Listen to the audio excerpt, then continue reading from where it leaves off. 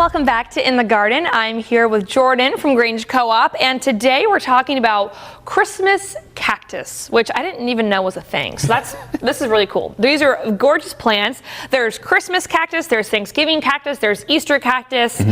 What do we need to know about these different types of cactuses? So a lot of these cactus come from a wider family of cacti that are epiphytic. They're growing in trees and rock faces. They're tropical plants, but they're not what you would think of your traditional cactus, like, you know, a cartoony saguaro or what have you. Right. And that also goes into how they grow. So as far as their potting medium goes, for example, they want more bark and leaf litter and moss and goodness versus just sand and grit.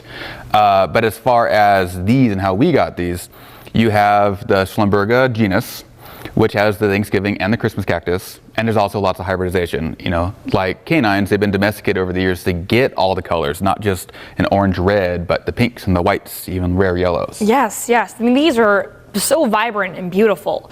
So with watering these, it's a cactus, so watering can be pretty light, not a whole lot of maintenance when it comes to watering these guys. Yep, better to keep it on the dry side if you're concerned about it. The pot can get fairly light.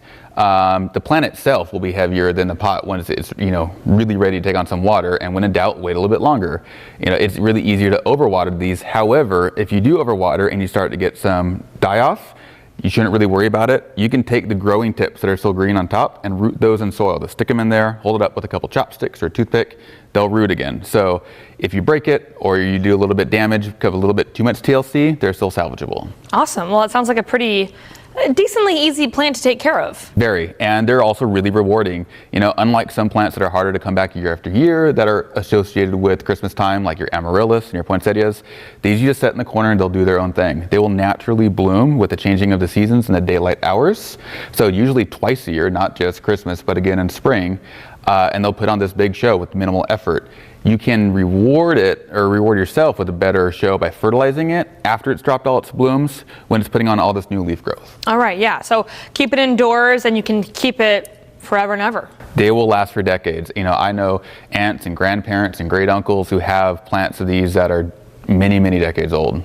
All right, well, if you guys want to learn more about these really cool Christmas cactus, of course, you can head to a Grange Co-op store or you can head to our website at KDRV.com. Thank you so much for joining us in the garden.